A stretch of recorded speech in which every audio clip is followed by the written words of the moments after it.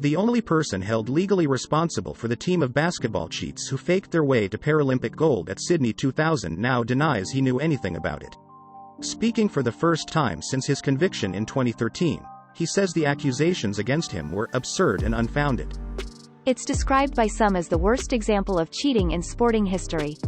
After Spain's intellectual disability basketball team won gold at the Sydney 2000 Paralympic Games, it emerged that just 2 out of the squad of 12 players genuinely had a disability.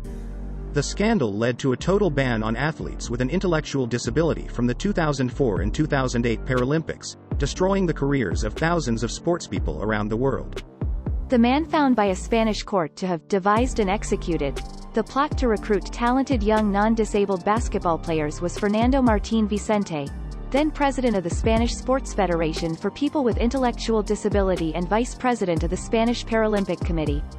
When he accepted responsibility for the fraud and a fine of €5,400, charges were dropped against 18 other defendants, including the 10 fake Paralympians. But in his first public statement on the scandal since court proceedings in 2013, Fernando Martín Vicente has written the BBC a 3-page letter in which he denies having had any involvement. How was it done? Who encouraged it? What doctors or professionals lent themselves to such a thing? Sincerely, I don't know, he says. He says he took the rap as the president of FEDI but adds that his record in pioneering learning disability sport, after his daughter was diagnosed with a severe intellectual disability as a baby, shows how absurd and unfounded the accusations against him were. It's widely accepted that it was thanks to Fernando Martín Vicente that events for intellectually disabled athletes were introduced at the Atlanta 1996 Paralympic Games and expanded at Sydney 2000. However, Miguel Segarra, the Secretary General of the Spanish Paralympic Committee who led an investigation into the cheating in 2000, rejects Fernando Martín Vicente's attempts to deflect the blame. Impossible, he says. Anyone who knows Fernando Martín would say it is 100% impossible that something of this relevance would have taken place without his knowledge. He adds, the accusation was very well founded.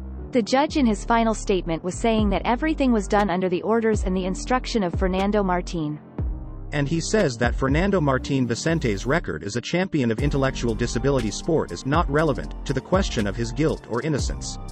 Arguably the most direct victim of the cheating scandal was the team's captain, Ramon Torres, one of the 2 players on the basketball team who really does have an intellectual disability, but who had to hand back his medal like all the others. He says he raised concerns about the team's new recruits at the time but was told everything was fine. Fernando Martín says now he doesn't know anything about it. He can't do that, says Torres. Of course he knew all about it. I thought he was a bigger man. He did something wrong. He should say, I am sorry, and I would be very, very pleased. Dan Pepper, presenter of the Fake Paralympians series, and a swimmer who missed his best chance of a Paralympic medal because of the ban on intellectually disabled athletes in 2004 and 2008, says Fernando Martín Vicente's denial as just rubbing more salt in the wounds. He's never spoken about this and now he's coming out with some claim that it was nothing to do with him. It just seems completely bonkers. If Fernando Martín Vicente carried out the fraud, as the court found, why did he do it? Segarra thinks it was to raise the profile of Spanish intellectual disability sport, and to consolidate his position as a leader in this field. He did everything possible to get this power to be the man that put sport for athletes with intellectual disability on the top, says Segarra, thinking that nobody would realize the degree of irregularities that he was doing.